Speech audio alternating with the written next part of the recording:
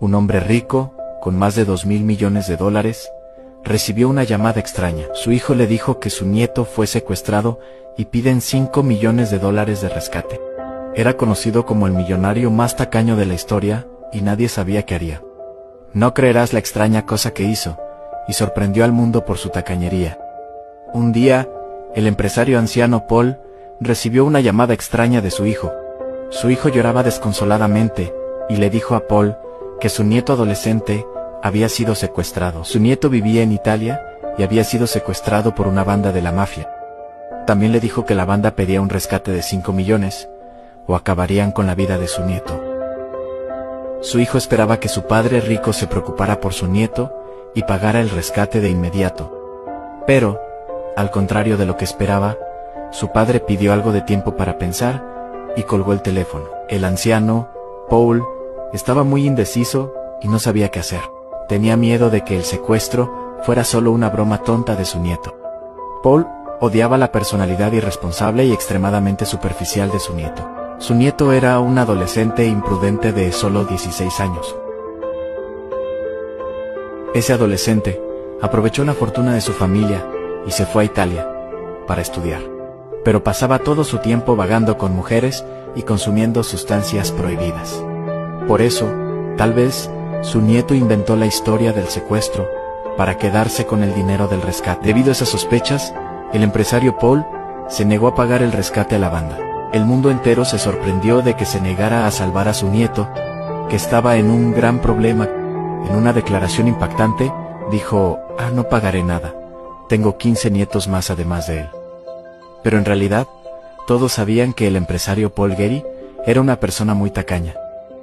No se trata de su nieto, sino de que temía perder aunque fuera una pequeña parte de su fortuna. Poseía 2.000 millones de dólares, y aún así, era la persona más tacaña del mundo. Por su extrema tacañería, el gobierno inglés le instaló un teléfono público dentro de su casa. Y eso era para que ahorrara en los gastos y las facturas de sus llamadas.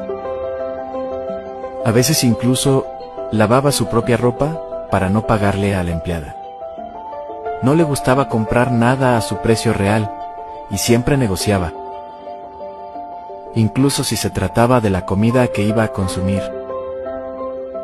La banda que secuestró a su nieto se dio cuenta de que no pagaría el rescate debido a su tacañería. Por eso, le enviaron un mensaje impactante que contenía algo que aterrorizó a la familia. El mensaje contenía la oreja de su nieto, para que entendiera que no era una broma. Y la banda le advirtió que si tardaba en pagar, acabarían con la vida de su nieto para siempre. En ese momento, Paul se vio obligado a pagar el rescate por su reputación y no por miedo por su nieto. Y a pesar de que la vida de su nieto estaba en juego, negoció con la banda el precio del rescate. La banda aceptó reducir el rescate de 5 millones a 2 millones de dólares.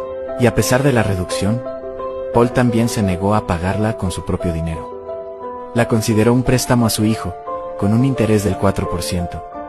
Su hijo se vio obligado a aceptar, y efectivamente, el nieto secuestrado fue rescatado y regresó con la familia. Entonces, el nieto llamó a su abuelo rico para agradecerle por pagar el rescate. Pero su abuelo se negó a responder esa llamada, o a preocuparse por su nieto adolescente. Estaba muy molesto por haber perdido 2 millones de dólares de su fortuna. Pero, 3 años después del secuestro de su nieto, Paul falleció debido a sus enfermedades. Se fue del mundo sin llevar consigo la enorme fortuna que amaba más que a su familia. Actualmente, sus hijos y nietos disfrutan de la gran fortuna que dejó atrás. Si te gustó la historia, sígueme para recibir nuevas historias.